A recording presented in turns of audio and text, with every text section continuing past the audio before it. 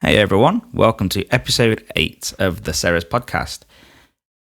It was really good to catch up with Bobby Joyce from Smales. He's the National Sales Manager at the well-respected fish merchant Smales, based in Hull. We had a really good conversation about his journey into the fish industry, the fascinating history of Smales fish merchants, and there's a lot of it. It oozes history in that boardroom. And then the fish industry and how that's all looking. I really hope you enjoy the podcast with Bobby. He is genuinely a nice guy and as honest as what people told me he would be. So recently, it's come to my attention that the podcast is reaching to a far wider part of the food industry. And this is really cool because that's what we always wanted. The biggest bit of feedback we've had over the last few episodes is that if you didn't know anything about Ceres before listening to the podcast, you probably still don't know anything about Ceres at the end of the podcast. So we're probably going to start adding a little blurb about Ceres just at the beginning of each podcast. It's not going to be too long, quite short actually. And just a little bit of information. It's not going to be a hard sell, so don't worry. And so on to the podcast. We really hope you enjoy it. And be sure to let us know your feedback in the comment section on the Facebook group. Thank you.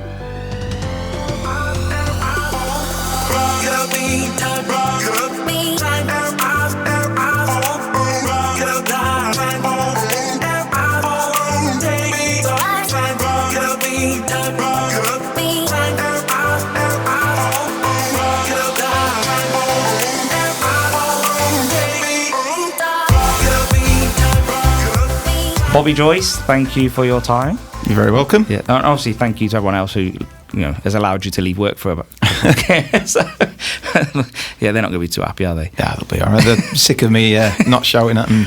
And they've got some treats to keep them busy, haven't they? Yes, they'll be gone already, trust me. Right? Yes. Oh, God. Yeah. There was a lot there. They're like a good feeding hull. Well, fair enough. So, I wanted, I obviously, this is probably going to be our 7th episode, maybe, I think, give or take. And I wanted to talk to, fish guys that know their stuff. And your name came up quite a fair bit. Mm-hmm. Yeah. And obviously, I don't think we met properly, but we've been passing at awards or whatever and all that. Yeah. And everyone just kept saying, you've got to talk to Bobby. He knows his stuff about fish. That's very kind of him. I'm not sure I can back that up, but we'll try. We'll soon find out, won't we? But, and obviously, I'll give you some notes because, again, I think there's a lot people don't understand about fish, me included, and I think a lot of people just think, well, it comes in a box and it should be okay, and it's as simple as that. But it's not. It's a heavily traded commodity, isn't it? It is. Yeah, it is. So I think we need to understand a little bit more about that commodity and what goes into it. And but first, what we need to hear is tell me about your journey into the fish business. And obviously you're in Hull, so yeah, it's a complete accident, really. I mean, if you think back through my life, there's always been a fish or fish and chip element. You can't live in Hull or exist in Hull without knowing somebody whose dad was a skipper or a decky learner, or and obviously where we work, where I'm sat now, is right on where the old fish docks ran. My mum and dad got together on a street just round the corner. My mum works in fish and chip shops pretty much all of my all the years I was growing up. So that, it's always been there, really. I had uncles who went out, long distance fishermen.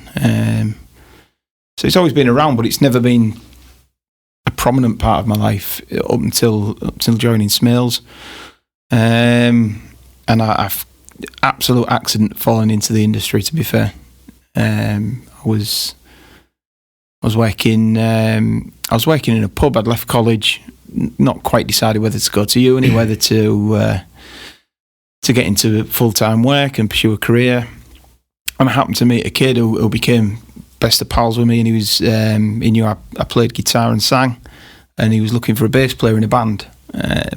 So I joined up. Never played the bass before in my life, but I thought, we'll give it a go. Can't be that hard. And the lead singer, I became very friendly with, and then he rang me was talking about a gig one day, and he worked at Smales. Do I have any friends who were looking for a job? I said, tell me what it is, what it's paying. I know a couple of kids who are needing a bit of work. And it was more than I was earning at the time. I think I'd moved on to a administrator in an office for some garage equipment company. So I said, I'll have a crack at that. And just short of 17 years later, here I am. Wow. Yeah. That's 2 years after I left school, 2002. Yeah. and you've never looked back since? No, it's been great. It's been a great journey at Smales. It's long from, I'm only in a part of that journey at the minute. But I've loved every year I've been here. It's been a great place to work. The owners are fantastic. They've always given me opportunities to develop, to grow. They've rewarded not just myself but other staff. And that's what you get working for a family business. Yep. Really, you every day I see the two owners of the business. I'm talking to them. They understand my needs, what I'd like to do, or my frustrations, or anything like they're willing to talk about and express what they're wanting for the business or for me or any employee, and we work together very closely, and it's been really refreshing. You're not just a number, you are part of this, and what I do here is not just sales, it's not just purchasing, it's a bit of everything. I think a lot of people from the outside may think, because they may think that Smales is just some big corporate company, but it's not actually, is it? Like sitting in this boardroom, you see all those photos, and it's still owned by third generation of the family. That's right, yeah. And there's a lot of history, and you think, well, you probably, if you came here, you would bump into someone with their last name Smales a few times. Yeah, definitely. And as I say, it's great for me because I speak to other people working, in huge businesses with lots of layers of management and supervisors, and to get a decision takes weeks, or I've literally got to get up and go to the office, knock on the door. Simon, what do you think about this? Or I come upstairs. Lee, what do you think about this? We have a chat and a decision's made, and it's they're very encouraging of that, of conversations and opinions, and just getting a decision made quickly. And it just means you can get on with it. Even if it's a mistake, it's done fast, move on. No one's afraid of mistakes here, and that's that does come from Lee and Simon, because they're not afraid to make mistakes themselves.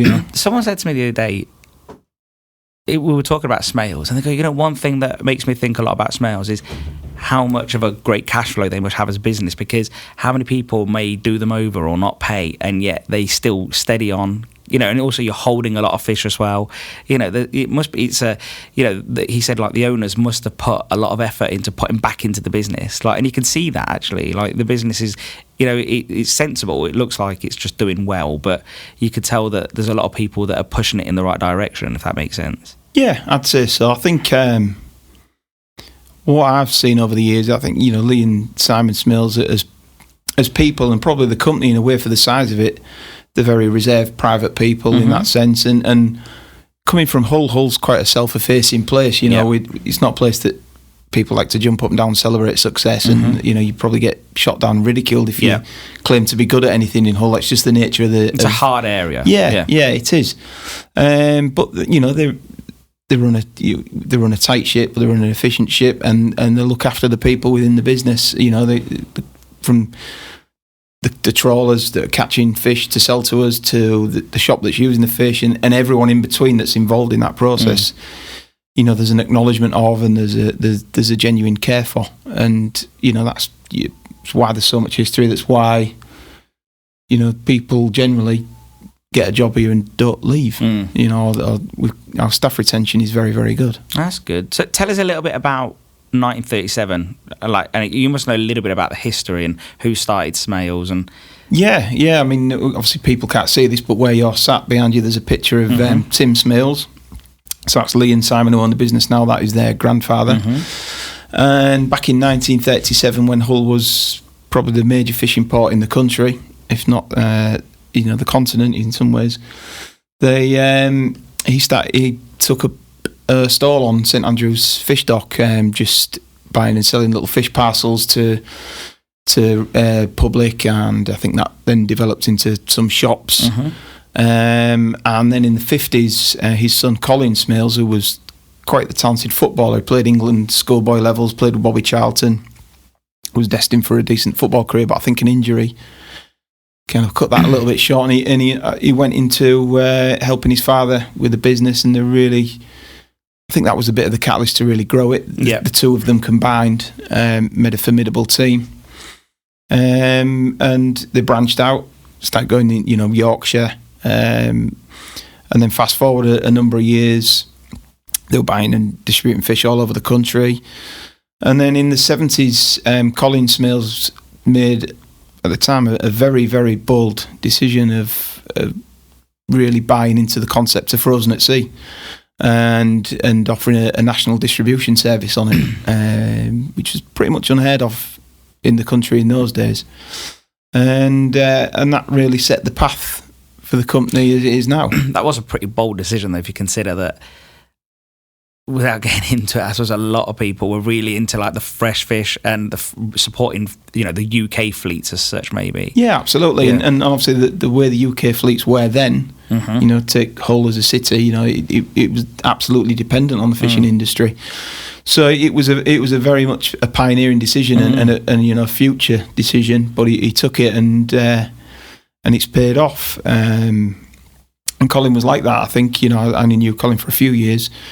But we've got a fish processing factory across the road, and from what I've heard, there would have been people at the time saying it's a lot of money to invest, but he did it, he believed in it, and spent his money on it, and opened a very successful business or processing arm of the business on the back of that. So it makes you wonder, like, being in the middle of Hull, people may at the bottom level, let's say, may have seen that as maybe as a traitor's move almost, but it isn't, clearly, because he saw something that others didn't see, did he? Yeah, he probably saw at the time, whatever the information was based on, that the industry was changing. Yeah, I think so. I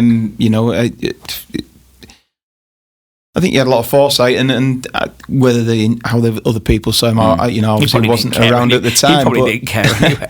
I think he's from my memories of him, and I knew Colin towards the end of his career and in his retirement. People had a lot of respect for Colin Smales, and that shone through. And even now, when you speak to people, you mentioned the company you work for, and anyone who knew Colin, just total respect for the man. Well, he's built an empire, hasn't he? As such, a small business empire. And, yeah, absolutely. So I wonder what it was like in the 70s, doing frozen at sea fish. There's some pictures. I mean, I don't know about the fish, but the fashion was certainly not very good. Yeah, I can imagine. So what do you think? What do you think has probably changed a lot in segments since the 30s? Obviously, we're now on frozen. Well, the majority of fish that is being fried in fish and chip shops in the UK is probably frozen at sea, isn't it? I'd say. I think we would estimate that somewhere between 90 and 95% would be frozen at sea, or frozen in some element. Yeah. And I think that's been the major change, obviously, has been the UK fishing industry as a whole. Has changed so dramatically, probably since from the 70s onwards.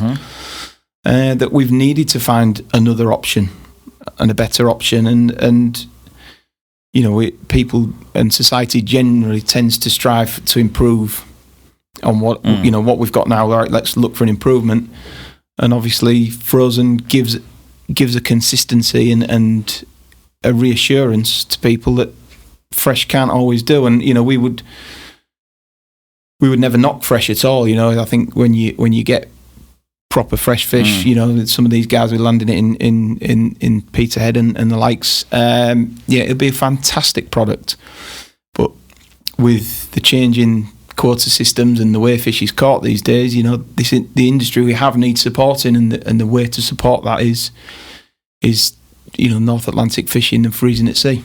Well, and I think it's probably more efficient as well in some ways, isn't it? And I think a lot of people say to me, I remember I had a customer a few years ago, and he goes, everyone should use wet fish. Everyone should use wet fish. And I think someone at the time says, well, and this was a fresh supplier, and he goes, if 10% more shops went on fresh or wet, it'd be a serious problem. Yeah. There just wouldn't be enough. And then prices would go up and so on and so on. Yeah, it can't sustain the industry. Yeah. And I think you're right. I think, respect to anybody that's bringing fish in. I don't care where they're from, to be honest, because it's a difficult job. So I think that you've just got to look at what works better for consistency. I think years ago maybe people used frozen at sea because it was cheaper at the time, but there's various. But I think for me it's consistency that's the biggest thing, isn't it? Yeah, I think there's various.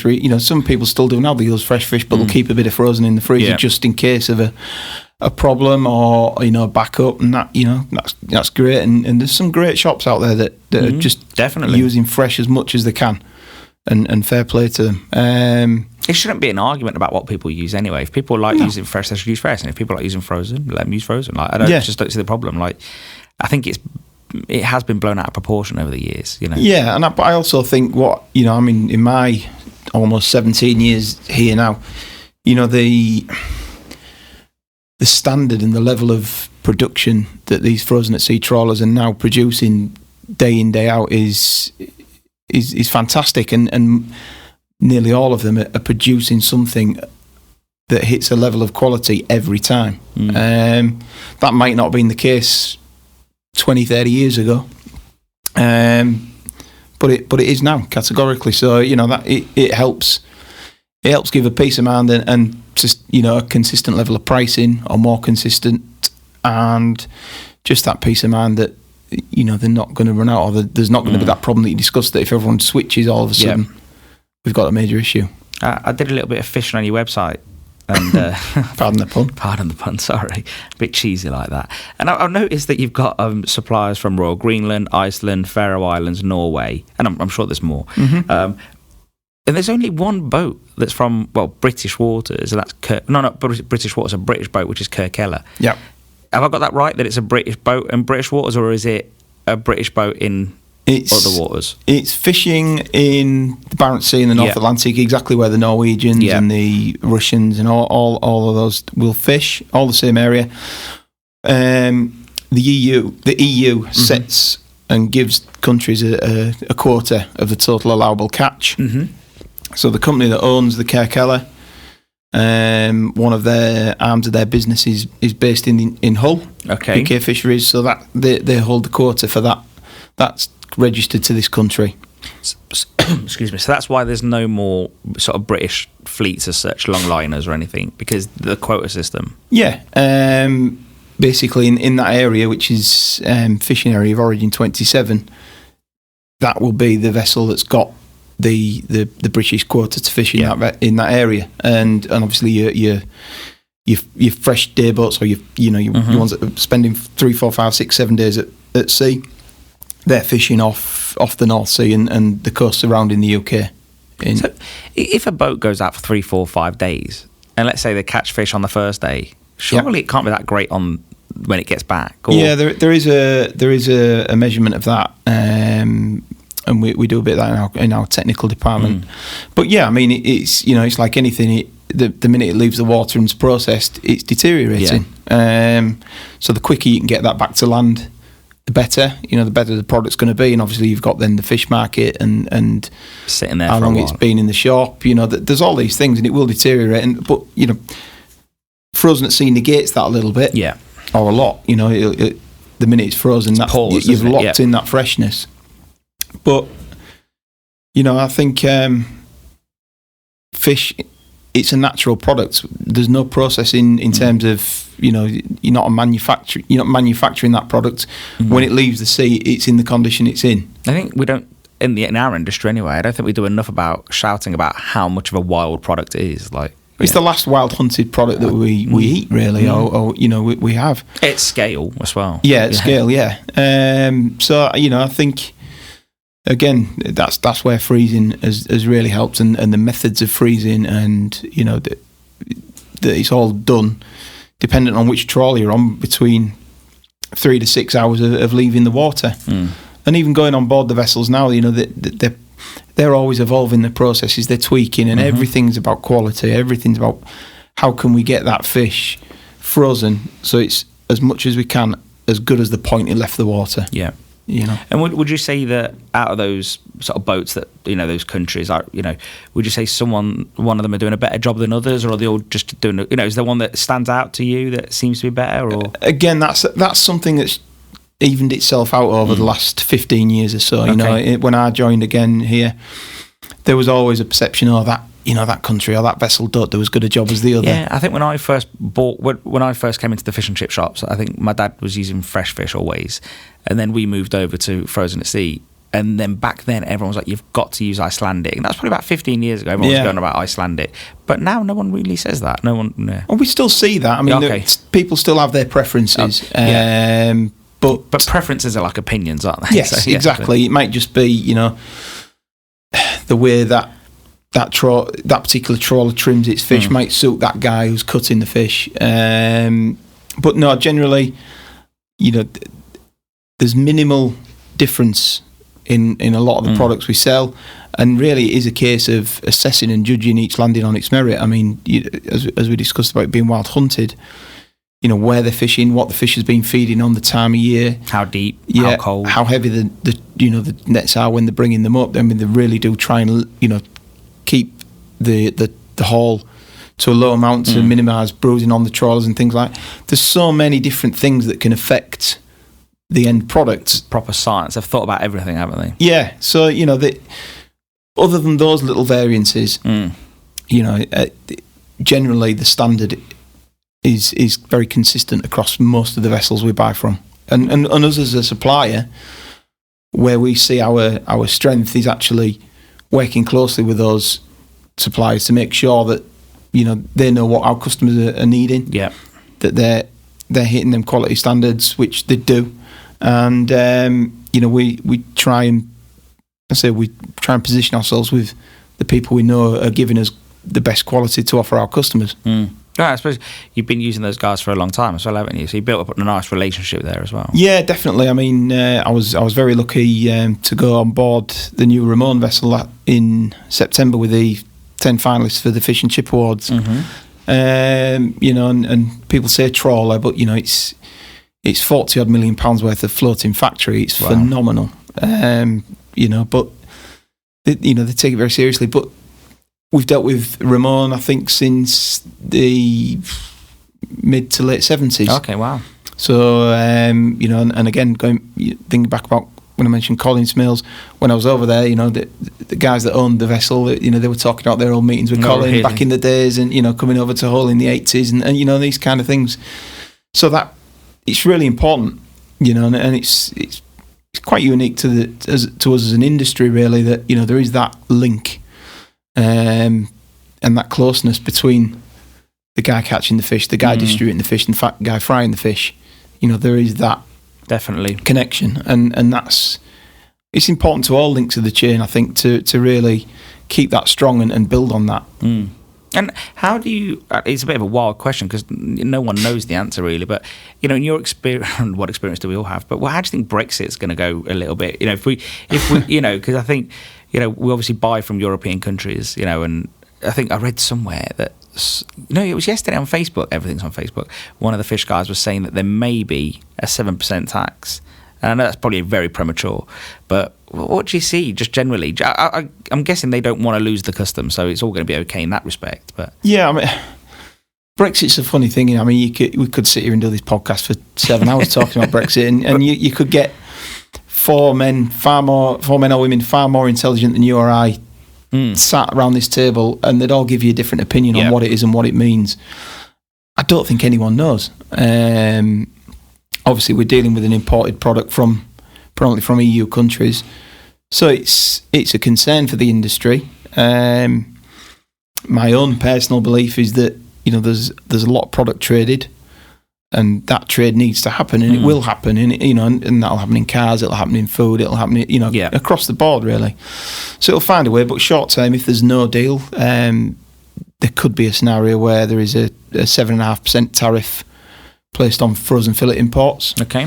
That is a possibility, but again, everything's speculation and up in the air until someone with paying in Parliament to actually get this sorted out. Actually comes up with an answer. You've got a load of stock just sitting there ready, or just normal. Just normal, really. Nobody's panicking in the industry, and I think that's a good thing. What will be a little bit, and it's very difficult to really predict what could happen, and you could easily stockpile for no reason. Yeah. People will be stockpiling in other areas now. And one thing I do know is with the experience they've got and the links with the suppliers, if the time came that we needed to make sure we were bought in front, Lee and Simon would be doing that straight away. Yeah. make it happen. Yeah. So moving on slightly away from Brexit, because it is one of those awkward conversations that we don't know a lot about it, and we try and ask people about it, but if they're honest, they don't know a lot about it either. Absolutely. So I think, but as you know, I did a podcast last week with Lauren from MSC, and I sort of mentioned that it'd be better if, and I know again you can't really speculate on this, but even if it's a personal opinion, that'd be great. But I sort of mentioned that if they went for, less paperwork and a lower barrier to entry and maybe some lower pricing, that they could probably get a lot more shops on board. And what do you feel there? Is there anything that you think from your side of the business that they could be doing? Let's say, shoot myself in the foot here. No, I mean, I'm in a good position really in terms of I speak to a lot of the people that are out catching the fish at sea, and MSC's very important to them, and I speak to quite a lot of shops as well, shop owners. I mean, we're in a slightly different position to maybe some of the people who we compete against or compete with, in that we have a BRC AA grade fish processing factory, producing for retail. So they've had MSC in place for a long time. So the paperwork and the technical side of it is very easy for us to take care of as a business. What I would say, speaking to the shops, and my own personal opinion, is I look at the MSC and I see a retail model trying to be applied to small businesses. But those small businesses probably are the best billboard that the MSC has for sustainable fish, and their logo, their message. Because most people, you say the word fish, they're going to think fish and chips. Yeah. And a lot of the shops don't have the time, the resource, and in some cases the money to throw at MSC. And that might put them off. And I think simplifying the process would help massively. And I know they're working with the NFFF on doing that. And I think as much of that as they can take away from the shop and make it, yes, we do this. No, yes, we do that. Thank you very much. And cost as well. I think, as I say, the retailers have got the funds behind them to be able to pay a royalty fee. I don't think the shops have. They've also got the power to negotiate. I know that Lauren flatly refused that happens, and she may be completely right, but I do think that the likes of Audi, Tesco, McDonald's, these guys have got the power to negotiate. Yeah. And I think, we worked out roughly between 120 odd shops have got MSC. And I don't think I'd be speaking out of turn to say I think that's a poor figure for the amount of shops there are. I agree. And that in itself, someone from the MSC hopefully is stepping back a little bit and thinking, right, why is that? What can we do? My own personal opinion, if it was a smaller flat fee, but here you go, guys, we're going to give you this marketing support, this point of sale. You can use our blue label on your menus. You be the voice for what we're trying to achieve. I think it'd pave the way, because I remember talking to someone at Seafish a few years ago, and they said the fish and chip industry is so important because it is, for example, it's the first time someone really tries fish. Yes. Yeah, seafood and fish. It's the first. Oh well, I've had fish and chips. Or I've had cod. Or I've had haddock. And where if it's battered, all of a sudden it just feels a bit more. Yeah. You don't have to be someone that loves. You don't have to be a foodie to enjoy fish and chips, do you? So I think if MSC took that same approach, if they could, I suggested that if they went for a lower price and a lower barrier to entry, they could get 10 times that amount. But I actually think that they should be aiming for the whole industry. I think that otherwise it does become a class issue. Otherwise it just becomes, without being stereotypical, well, I am stereotypical, but it just becomes a Waitrose issue. Well, I'll go to Waitrose and my fish has got the blue label on it, so it must be good. Yeah. Well, imagine if you could turn that around. I think so. I mean, the MSC label isn't... It's not a benchmark for quality, it's a benchmark for sustainability. So a poor piece of fish and a good piece of fish can equally be as sustainable. But I think, there's more than 122, 3, 4 shops in the UK that are doing a fantastic product and actually would raise more awareness of what the MSC means, what sustainability means. And I do think talking to customers, there's very few of them would see extra footfall or people people specifically come into their shop because they're MSC, because I don't think the awareness is there in the general public at the moment. If there's two fish and chip shops 500 yards away and they're both equally as good and one had the blue label and one didn't, I don't know whether that person would know enough about it to say, well, I'm going to go to the blue label one. No. I don't think they would. They'd just see it as a blue label. And the chances are they could be buying exactly the same fish from the same trip. And only one person can say, because they pay for the eco label, and one doesn't. Yeah. And I think that's one major complaint I hear about a lot, and I mentioned this to Lauren, is that, I saw it yesterday on Facebook again. Someone was saying, why can't I say I buy fish that's MSC certified when I do buy fish that's MSC certified?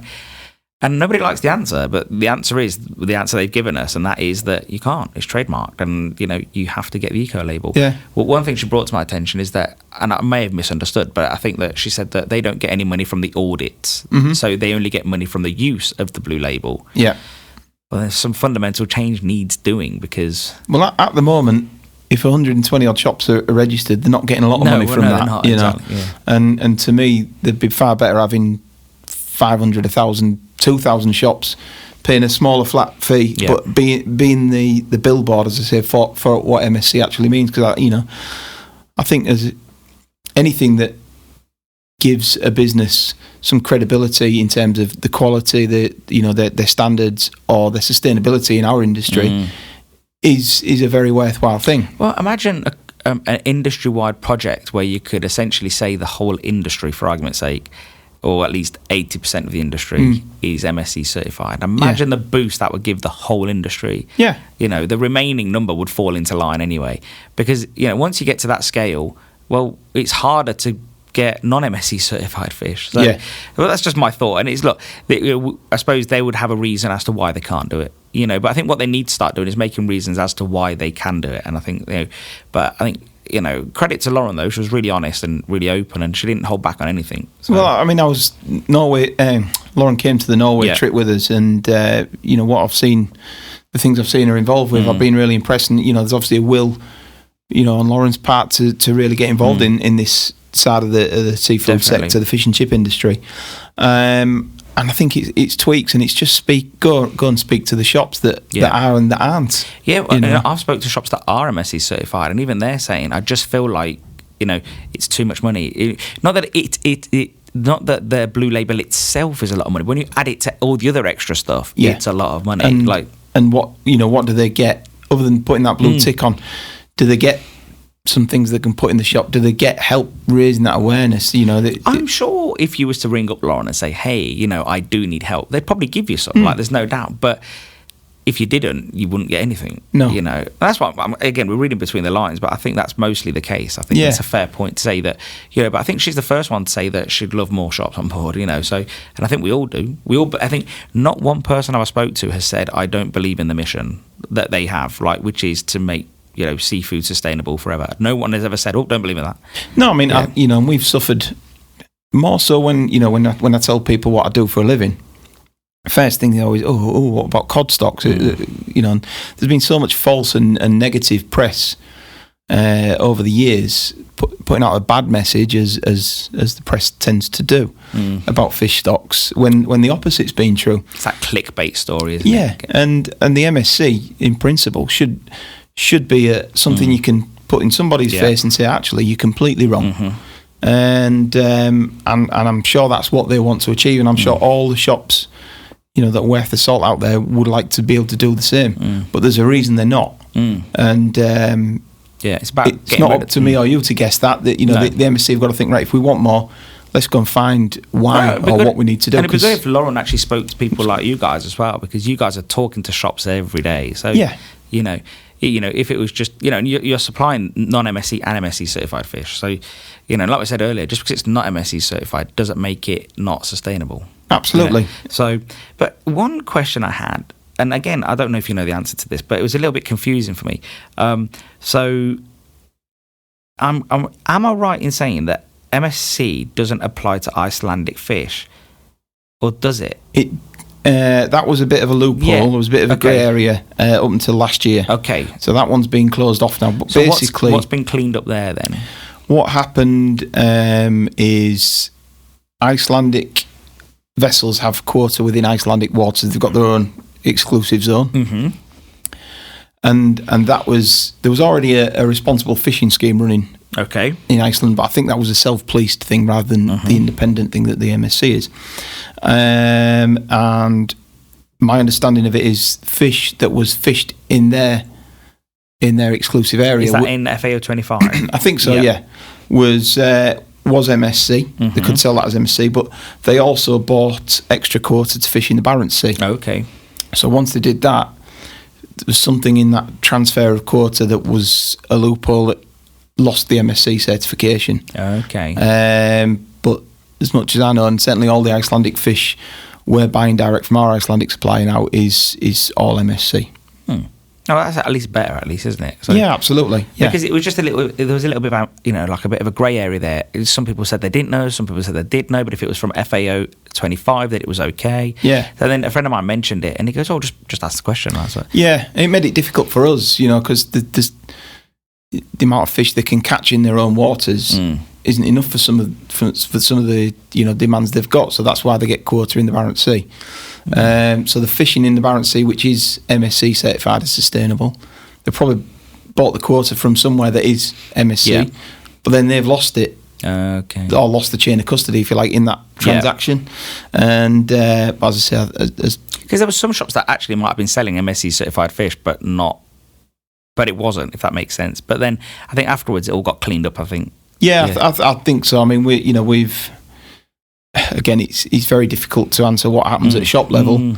I know, we store everything here, so for us it's quite a challenge, because we had to then have a designated area of the cold store where we was buying fish from the same trawler. Really? Obviously different production dates because different trips, but we're having one type of that trawler's fish in one area of the store because it is MSC, and one in another, and then that's got to be really clearly communicated to the team in the cold store picking and packing. The driver on the vehicle had to be aware, because he may have two customers with Icelandic 8 to 16 skinless cod, but one's bought the MSC and one's bought the non-MSC. And we've got to get that right, and we did. To be fair, we managed it very, very well. But ideally, you don't want to be running a business like that here, really. Well, anything that adds complications is there's a cost to that, and there's a chance that things can go wrong, and we managed that very well. But it was a relief when they got that one cleaned up. What is the NFAS standard? Norwegian Frozen at Sea standard? If I'm honest, I don't know. Yeah, I thought that. It just felt like they put standard at the end of Norwegian Frozen at Sea. Yeah, I've not seen that one, if I'm honest, Elios. I don't know if it was off your website. Is it? I don't know. I'll have a look. I'll find all my sources. There may be something on the Norwegian Frozen at Sea. Yeah, they probably do something a little association that they have a little better or something. So, what do you know about discards? Is it still a thing? Well, discards, as far as I know, I mean, I was talking to a few suppliers last week in London at the Fish and Chip Awards, and it's obviously, I think there was a documentary a while back about discards, and pretty much all the suppliers we buy, to the best of my knowledge, don't have any discards. Everything brought aboard gets landed, gets used, and that's quite important to them. That's one thing I picked up, and there was a bit of from memory, it was a while ago that documentary went out, but I think that was in the North Sea. Was it the Hugh Fearnley-Whittinstall one? I think it was the fish fight thing. And they was following a trawler in UK waters. And I think at the time, I remember a lot of our suppliers were scratching their heads a little bit, because they were already operating a no discard policy. Oh, okay. And I know certainly that was certainly in Norway and the likes, that it's a legal requirement that there is no discards. See, a lot of these shows there's a lot of hype built up, isn't there? And so it could be that it was just recorded a long time earlier. And then I think at the time, I don't, again, because we're not buying fresh fish from UK waters as such, I don't know if it's still in place, but there certainly was a discard policy in the UK. I know Lauren said that there is some new legislation coming out regarding discards, but they couldn't talk about it yet because it just wasn't set in stone yet. Right. But it does make you think, like, you're damned if you do and you're damned if you don't, because if you lift everything, then it goes against your quota, even if you didn't want that fish. Yeah. Yeah. So that's one problem. And that fish might be worth, I don't know, a quarter of the value of, let's say, cod, which is, quite expensive. So then it's like, I've got to take that back. What am I going to do with it? And then probably ends up at like some fish mincers, goes into dog food or something. Possibly, yeah. I don't know what it, But there is a real problem in this country, and I don't know if it's just this country, where we don't tend to eat more different species. It seems to be salmon, cod, haddock.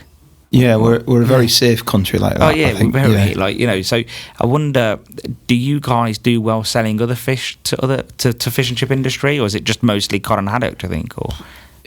It wouldn't be a meaningful amount, It's yes, we do sell other things, and there are shops willing to offer a different range of products, and there are a few shops out there that have come into the fore in the last few years that I've been so impressed with, and they really do offer a range of seafood items, and I think personally that's the future for me. There'll always be cod and chips, there'll always be haddock and chips, and that will always be the volume driver. But if myself and my wife are going out, she'll probably opt for a grilled fish or baked, something baked, and that might be it could be tuna, it could be hake, it could be stone bass, or all these different species are out there. Me being a greedy guts, generally will go for fish and chips. If I've already had it once that week, it'd probably be baked fish, and chips or whatever. But it's something if as a customer, I would like to see more of. If when I'm going out. When I was in the shops, I had lots of fish on the menu. I had like pollock, I had coley, and don't get me wrong, they didn't sell it again. It was the odd person used to come in. But you just think it's a shame, and I wonder if we've just selling it wrong. I don't know, but I think picking up on something Phil Vickery said at the awards last week, that chefs don't know how to fry fish. I think there's a few people that would argue that point very well. That actually some do, but I think being a chef and being a fish fryer are two very very different things, and one can't always do the other. Yeah, it's true. It's a fair point. They're both a unique skill of their own. And I've been to shops and worked and stood frying fish, and it's as you will have done. It's not an easy job, especially when you got a busy queue and on your feet all day. Yeah, it's and there's a real skill to it.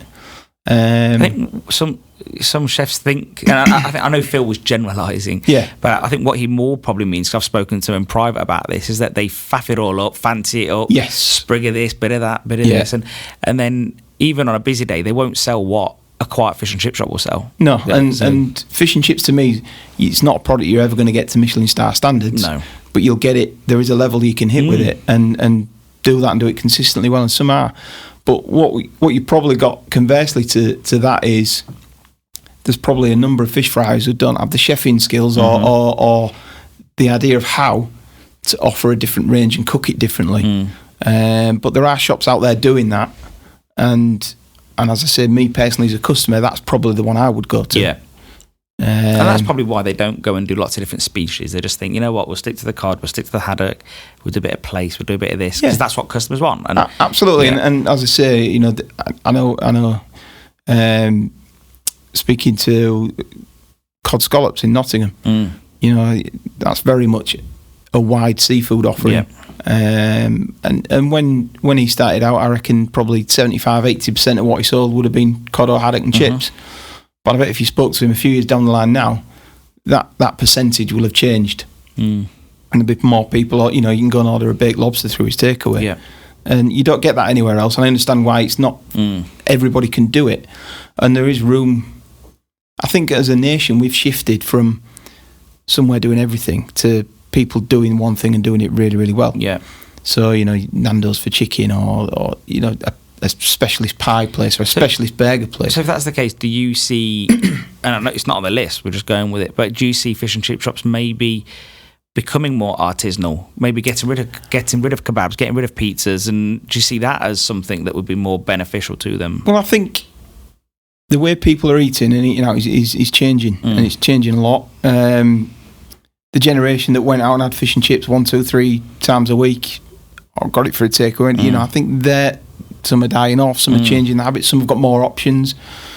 But I do think there's this trend towards, right, I fancy fish tonight, or I fancy fish and chips. Now, whether you go to a shop that really focuses on just fish and chips and not worrying about doing lots of other species and different methods of cooking, but does that product fantastically well, or be that a broader offering of seafood and chips, or to me, if you're going to go out and have fish and chips, and that again, it's becoming more of a meal out, a destination thing, then that's what you'd go for. Yeah, I personally wouldn't. I wouldn't go to a fish and chip shop that does Chinese for a Chinese. I would go to a Chinese restaurant or an Indian restaurant, and vice versa. You don't want something in between. You don't want the jack of all. You want to go for a great Chinese, and you want to go for great fish and chips, all separately. Yes. Yeah, absolutely. And I think there's the shops that I see that are thriving at the minute do that. Either the ones I mentioned that maybe do a wider seafood offering, or just take Miller's as a good example. They've not got a massive amount on the menu, but what they do brilliantly well, and they just get it right every time. And there's a lot to be said for that. There is a few people that are making bold moves like that. Like, for example, one of my friends, Benico, I don't know if you met him, he's got a filed fish bar. And, he said, Stel, I never went into doing Chinese, I never went into doing kebabs, I just wanted to do great fish and chips. And he makes homemade pies and all that, but, and they're lovely. But I think he wanted to focus on great fish and chips. And you think where he is not far from the Wirral, he's Liverpool, and you think everyone's doing Chinese food, and yet he's doing all right. He's working hard, he's got a great team. And I think, it's a bold move to go out there and say, I'm going to focus on great fish and chips. You've got to be confident in your ability, but I think if you can put your hand up and say, I do this, but I do it damn well, and I do it consistently really, really good.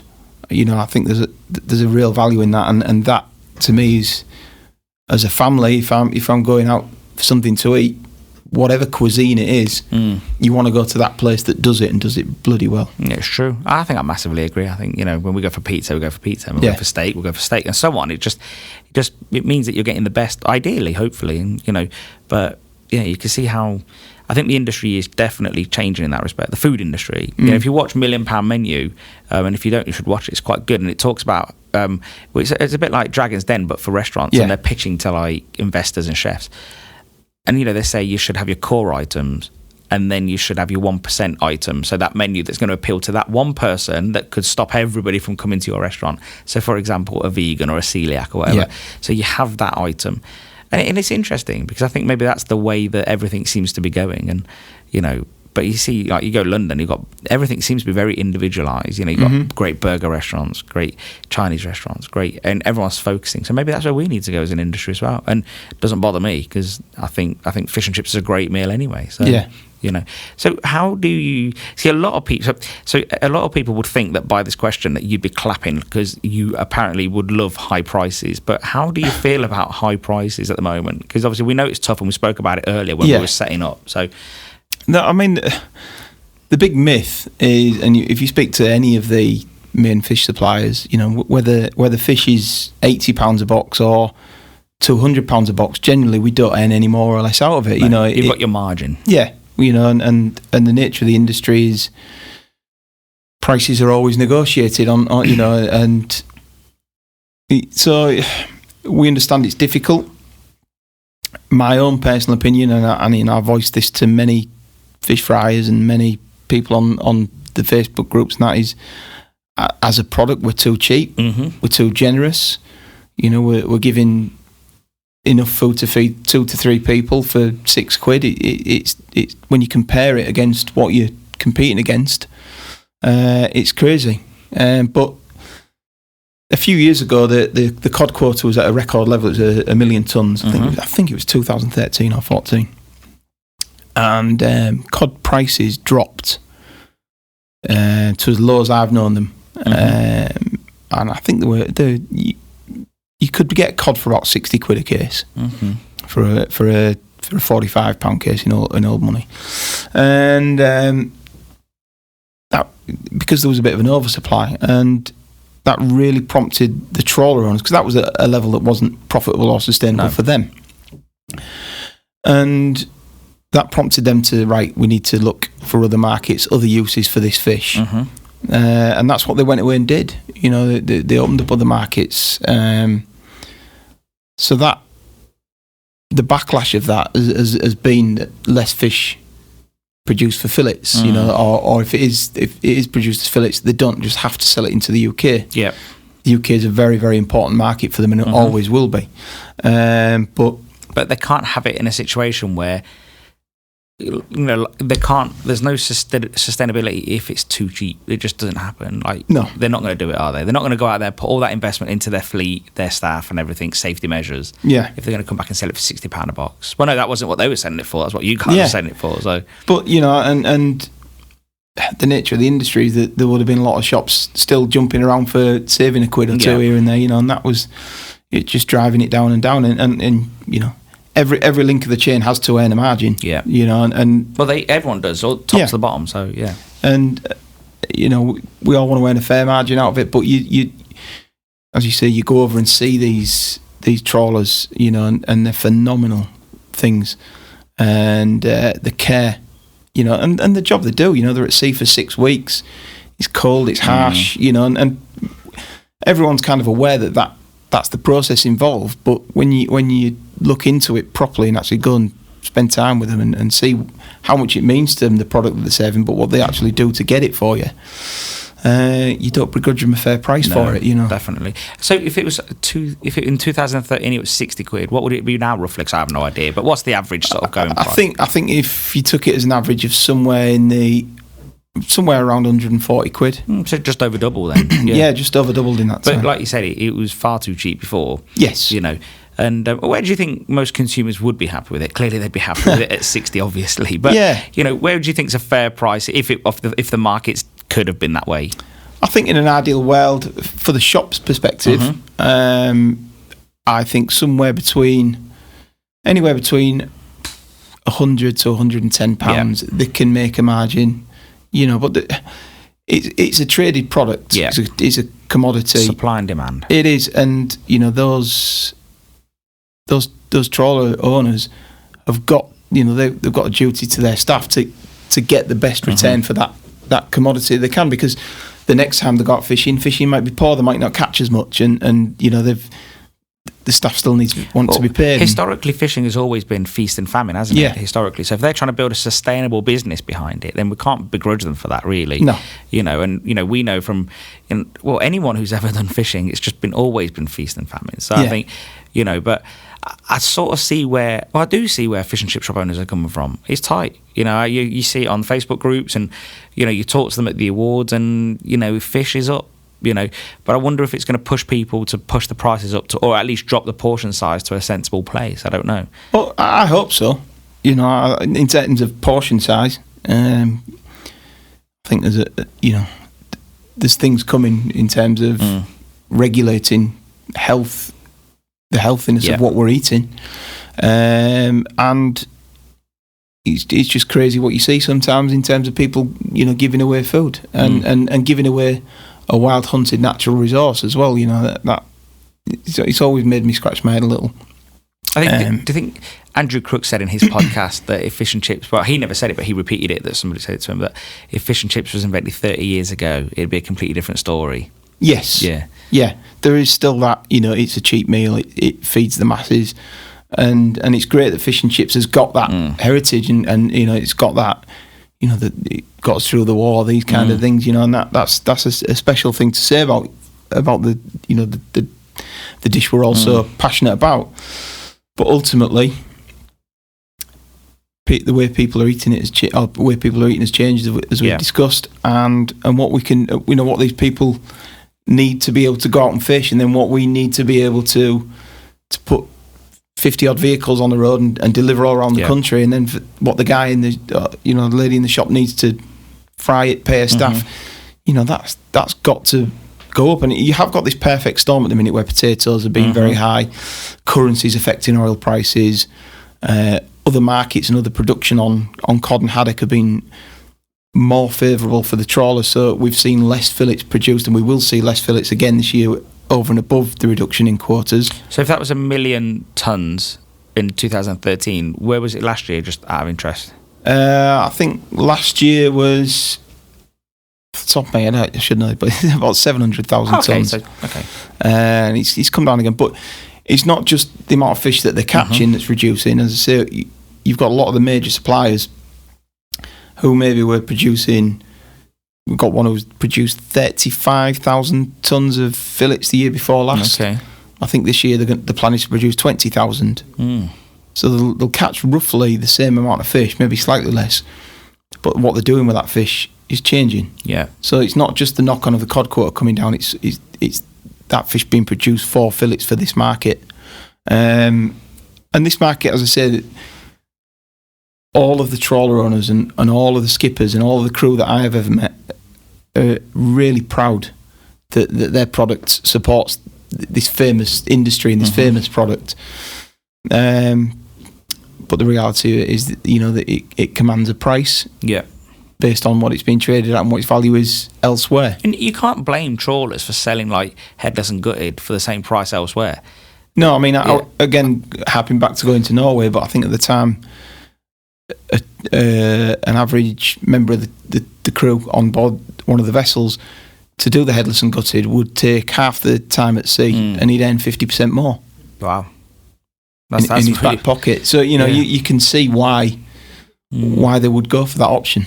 That makes complete sense. Yeah. And then obviously they're selling it on and it gets processed. They don't have to do anything to it. There's no cutting fillets out of it. It's just gone. It's out of the way. Yeah, it's so much quicker, fun, and easier. I do wonder if maybe we start seeing headless and gutted hitting UK shores and it starts getting processed over here. I do wonder. I mean, that happens to a certain extent. That does happen. How much that's happening for the fish and chip sector, I'm not sure. A lot of that be going into retail or into further processing. Yeah.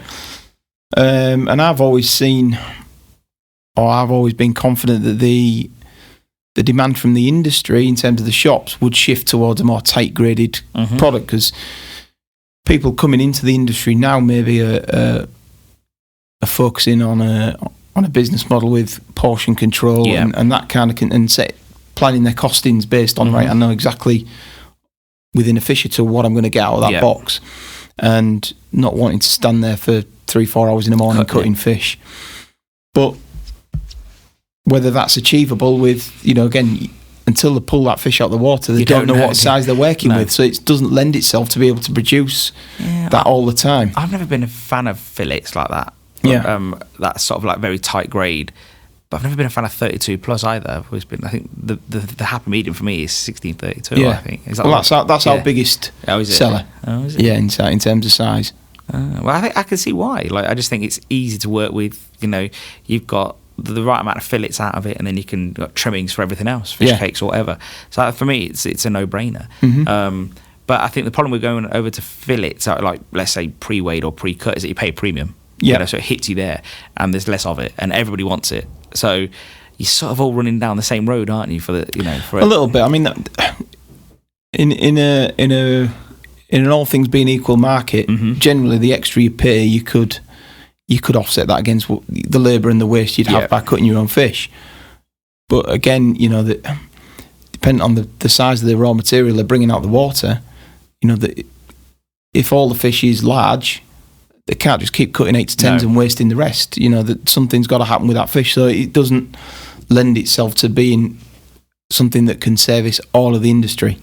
So that there needs to be that skill level of cutting fish needs to remain, really. And as a business, and this might be above your head, might not be, but do you tend to all agree with how the quotas are calculated? Does everyone sort of agree with that? So if it's 700,000, everyone's sort of happy with that, or do you sort of say no, we should have more? Or do you agree in the science as such behind that? We have obviously zero input on that. Yeah, no, I get that. Yeah, and I'm not aware that we've ever been privy to how those negotiations go. Obviously, the trawler owners, the quota holders, they will want to catch as much as possible, as much as they can, but also they are and very, very much conscious of sustainability and preserving stocks and making sure that these industries are everything to those countries. Yeah. So they've got to make it sure it's there for future generations. And obviously the scientists will probably be overcautious, I would guess. So you would hope there's a happy medium there, striking that balance. Yeah. So where they arrive at, you would hope is about the right point, and that's been seen in terms of looking at fish stocks over how healthy they've been over the past few years. The reason it was set at 1 million tonnes a few years back was because there's never been so much, biomass in the sea. Oh, really? In the areas that was monitoring. They're really happy with it. What obviously they can't legislate for is global warming, the effect of that. Talking to the skipper from the Ramon, he was saying, they feel that the water has increased in temperature slightly. Oh, okay. By maybe up to a degree in the areas that would traditionally fish. So they're having to go further to hunt for fish. So that's something that no one's really. I've not seen much discussion about that, but that could become a big issue. Something that needs consideration. Yeah. But that's not really a fishing problem, that's a global environmental issue. No, of course. And we'll probably touch on that shortly anyway. But what I wanted to sort of discuss also was, what do you feel about something that got mentioned to me the other day was plastics in the shatter packs? Mm-hmm. Did you ever see that being phased out, or is it just necessary, just needed? It's necessary, I think, because it helps the shops convenience-wise that they don't have to. If the blue plastic packaging wasn't there, you'd just have one solid lump of fish. True. So you'd have to defrost the lot over a longer period. Yeah, wait till it was completely defrosted, or else you'd be damaging fish. So it protects the fish, and it helps the shop, make sure that each fillet's in the best possible condition. Yeah.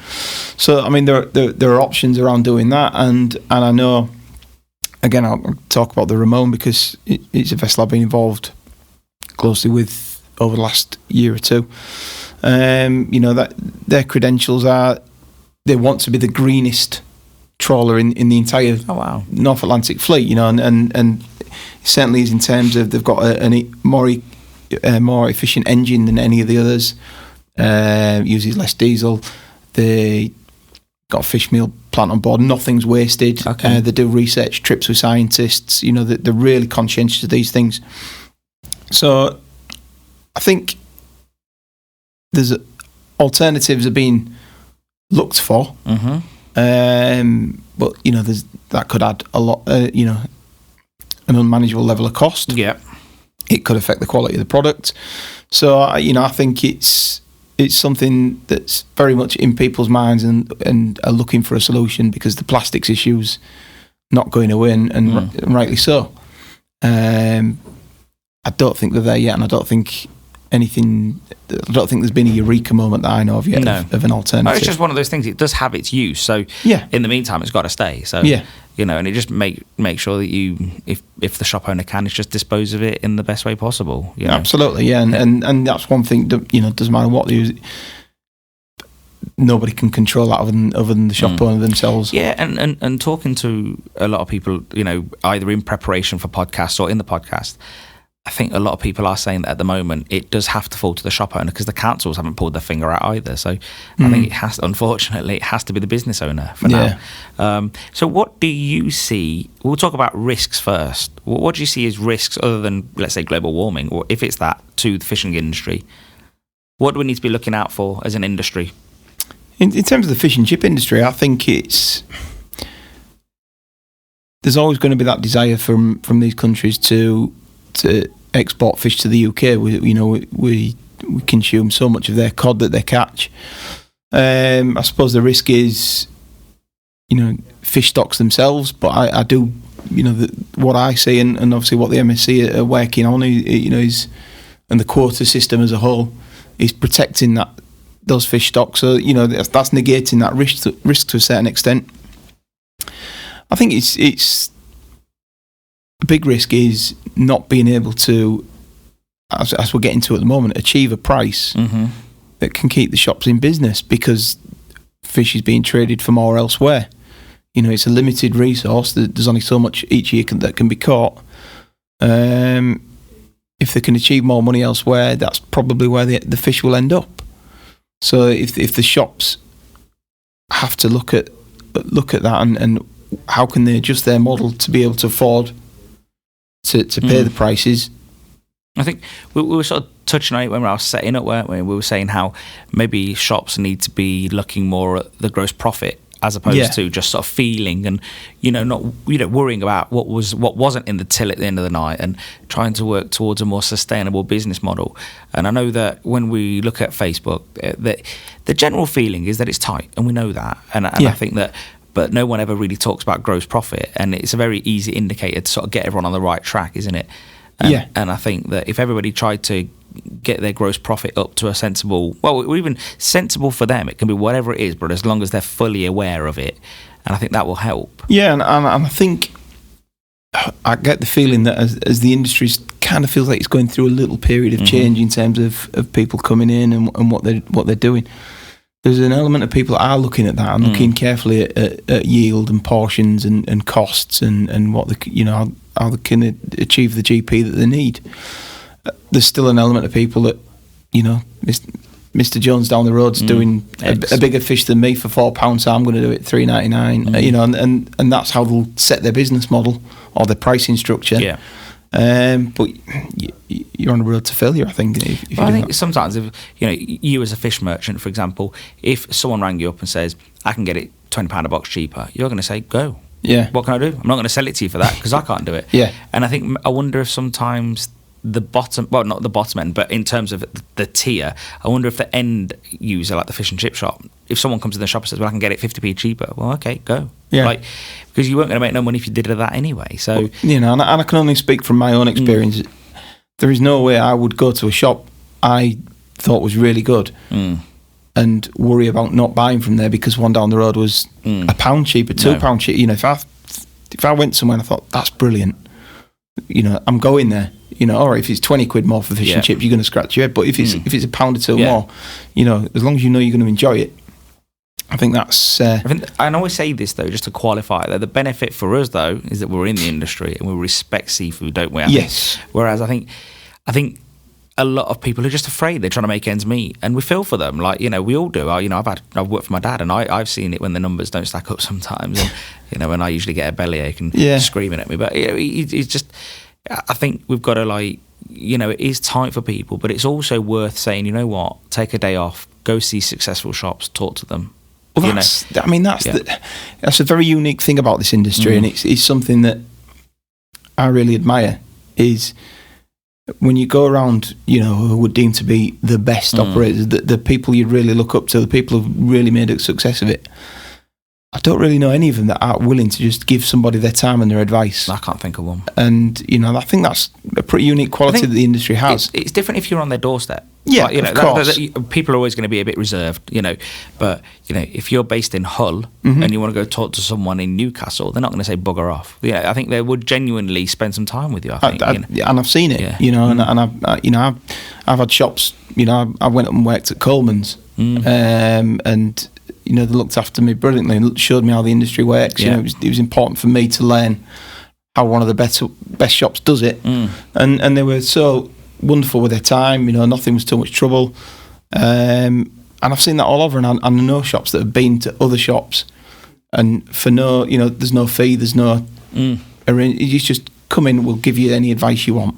And I think that's really, the industry should be proud of that. And obviously, as you said, we're going through a phase. So what opportunities does the fish and chip industry have?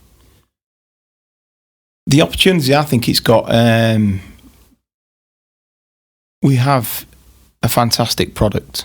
When done well, it's a fantastic product. I think even in terms of the core product, fish and chips, yes, in principle, it's deep fried and it's not classed as healthy, but actually us in the industry know there's a bigger story to tell on the health benefits of it and why it's healthier than other processed takeaways or such. And I think it comes under risk and opportunity. Actually, I think people, certainly younger generations, the under 35s, if you like, are more health aware. They're more aware of what they're putting into their bodies. There's clean eating, there's veganism, there's all these kind of things. Well, actually, we've got a fantastic product for that. We've got fish, rich in so many nutrients. You know, you got the other things that go with you. And even deep fried fish and chips in a controlled portion can come in at 500 calories. You know, it's a small portion, mind you. Yeah, but it's enough for your lunch. Yeah, it's true. Yeah, and you'd go to the supermarket and get a pre-packed sandwich that's probably got more calories in it than that. So I think, you know, the risk is the industry doesn't acknowledge that and actually try and adjust its model to make sure everyone's aware there's a health benefit to this, you know, but also that is an opportunity. I think when I look at how portions have grown over the years, and it could have been because of abundance. Potato prices were cheap for a long time, and fish prices were generally cheap for a long time. I wonder if that's probably what bit us all, well, as an industry. Like, you know, I wonder if, you know, trying to please the customer so much. And actually, someone said to me the other day, well, if a few shops shut, it wouldn't hurt. And, you know, if everyone just fell into line and did good portions, good prices, it wouldn't hurt. But it's so hard because we all probably know someone that will probably suffer on the other end of that, and it's a shame. We don't want that. So yeah, I think it'd be great if everyone just, you know, re-looked at their portions and, you know, just try to get the GP right, and I think everything will fall into line after that. I think the difficulty is, and we all know it within the industry, is we're competing. It's individual businesses competing against other big businesses. Yeah. And there's no one common voice. I mean, you've got the NFFF. Not everybody's going to want to sign up to a federation, and I understand that. But everybody's got their own agenda, really, and there's nobody, you know, the industry's not pulling in the same direction all the time. And if there's 200 shops doing that, there's still 9,200 according to the latest figures that aren't doing that. You know, and that's a problem in terms of marketing. You know, if there's a message to put out on the health benefits of fish and chips, you know, if there's something, if Greggs want to advertise a healthy pasty, there's a poster goes up in every store, in every immediately, you know, and it's very easy for them to get that message across consistently.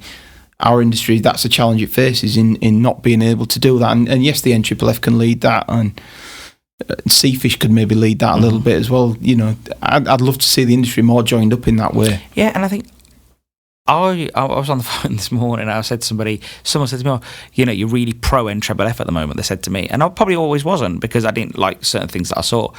But I think now there's no better time. I'm not just saying it. Like, Andrew and his team are really pushing it. And I think there's no reason why anybody shouldn't be a member. It's fairly cheap. You know, you get benefits, and they're pushing the industry forward. So I think, given the amount of risks that industry is facing, I'm not telling people they should do it. It's not an advert for them. It's just that it doesn't make sense not to be. It just does, you know. I think there's I mean, I've experienced the NFFF quite a lot, and I think you're absolutely right. You know, something I heard Craig Buckley touch on in last podcast you released. You know, you can see the change in the NFFF. You can see what Greg and Mark started. You can see what Andrew was trying to carry on with, and it doesn't seem to me they've been frightened to put a team around them that bring something to the table. You know, that everybody's got a reason to be there, and they all offer something. And I feel with Andrew, he's open to opinions. He's open to, you know, it's not a closed book. And I think a lot of people thought it was maybe a bit of a gentleman's club at one point, going back in the past. So I can see what he's trying to do, and I think you're absolutely right. It's very low cost. You know, for a couple of the benefits you get in terms of insurance cover, or, you know, if there's employment cover alone. So, you know, just to have that quality resource you can tap into, for me, for what it costs. But not everybody's going to go down that route. I just think, I don't care what industry you're in, you should all be part of the trade body. Whether you're a butcher, a baker, you know, an insurance company, everyone should be part of that, because how are you steering the industry you're in if you're not involved? That's my opinion. Yeah. You know, I just think that it just makes absolute sense. If you're a frozen at sea fish supplier, you should be part of FASFA, and if you're a fresh one, whatever that one is. Yeah. And I think, how can you steer the industry or be part of that if you're not I mean, we see that with, you know, our Norwegian suppliers. You have the Norwegian Frozen at Sea, or Norwegian Seafood Association. Yeah. and they put on a great conference in London last week. And when the finalists go out to Norway, the Fish and Chip Award finalists, and spend time over there, you just see that, all these quota holders, they have their own vessels, they have their own agendas, they've got their own business to look after. But when it comes to the shops using their product, visiting them, they all come together. Yeah. And it's a united, we are Norwegian, we are as one. And that's really nice to see. I think as much as the industry can do that, in the fish and chip industry, it will be a lot better and stronger for it. I think so. Because it's competing against, I saw somebody, it's a regular comment, work out the NFFF, do a national advertising campaign. But if it's got 1,000 members paying a couple of £100 or whatever, I don't actually know the figures, but it's not going to. Yeah, one I saw be able to achieve that. One I saw not long ago, and I don't mind the question. There's nothing wrong with it, or the suggestion was, why don't we all do a crowdfund so the NFFF can do X? And you're like, well, why don't you just be a member? And this guy was a member, to be fair, but everybody else that was posting was like, yeah. And I was like, just be a member. Why donate £50 when you can just be a member? Yeah. And I think that's the thing. Everyone likes these new models, crowdfunding, crowdsourcing, blah, blah, blah. But, if you were just a member, it just helps. If you told your friend to be a member, then it helps. And I think, but I think Andrew's aware of this, and I think he knows that, why people didn't want to be a member in the past. But I just don't think those exist anymore. I just think that now's a good time to be part of the trade body, personally. And if it changes, I'll be the first one to say so. And I think Andrew knows that as well, because I think, but I think they genuinely, they are trying to move forward. Yeah, I get that impression. You're not always going to please everybody, and someone's always going to knock it, and somebody's, always going. Some people may have a justifiable reason not to be. Yeah. To be involved, and I wouldn't sit here and tell everyone to be involved or not, but it makes sense to me that there's an opportunity for a limited cost somehow to have a common voice. What is it, £5 a week or something? Yeah, it's nothing. Yeah. So and I think the NFF's still on a journey from where it needs to get to. But I think you look at the NFF training school, I think they've really improved. What they're offering there. Yeah. KFE do a great training school. I know Gary Ross is teaching people how to grill fish. So they're trying to improve people's skills. Going back to earlier about what they're offering in terms of species or the method of cooking. Yeah. So there's things out there to help shops improve and come together. And as I say, at the top tier, if you like, there is that collaboration and willing to share and help. People just got to not be as cynical about that. Tap into it, not be afraid to ask questions, but then join up. That's so true. Well, on that note, I think now that we just did our sales pitch for the NFFF, I think we'll wrap up and let you crack on with work, I think. And but Bobby, I think, really grateful for your time. No problem at all. And I think, this isn't like, we've had Bobby on and that's it. I think, when something else happens or there's some developments in the fish industry, I think we'll get you back on board, I think. Well, anytime, yeah. I mean, it may sound like a bit of a pitch, but it's not. I mean, what we at Smales try to do, or set our stall out to do, is know as much as we can about the frozen at sea industry, because that's what we specialise in. Where people may not want to buy off us, or people may be able to buy cheap, but we quite like the fact that people would look to us for advice. Yeah. And we're always open to speaking to anybody, wants to give us a ring. What's the outlook on this? What do you think of this? And that's what I try and do when I go to the various industry events. People ring me up. So I'm always happy to. Might always be the right advice, but I'll give the best advice I can. Oh, and I was saying, when I see the fish guys all talking on Facebook, you're all sort of saying the same thing. So it's not some big conspiracy. Everyone's talking about the data and how the markets are looking, and you're all sort of like saying very similar things. And one might be ahead of you slightly at one point of the year, and it might change around. But generally, you're all sort of singing from the same hymn sheet. So in my mind, that I like the way that I see all of this on Facebook, that you guys are all very quick to say, well, we've not seen that, and how can that be right, and so on and so on. And as I say, that's because of the way the supply situation's changed so much. And at one time we would have had 60 to 70 suppliers we could bring and buy frozen at sea from. We now have 17, I think. Oh wow! So massively consolidated. Then. It's massively consolidated, and that's given them a lot of financial power. It's opened global markets. So one thing I would say to shops is, don't be overly suspicious of your supplier, and that's not just Smales, that's all generally, of the main ones, generally speak to them, get advice, ring around, get other advice, do your homework as a shop. But I think most of the people you're referring to will give similar advice and know what they're talking about. Definitely. No, definitely. But Bobby, thanks for your time, mate. No problem. Yeah, you're going to help me pack away now. You never mentioned that. All right, mate. No problem. So that's the end of episode 8. Thanks for listening, everybody. I think you will all agree that Bobby was really honest and really generous with his time, so I thank him for that. I think we could definitely get Bobby back on in the future for an update on whatever's happening, and I suppose once Brexit's all settled, it might be a good idea to probably do that.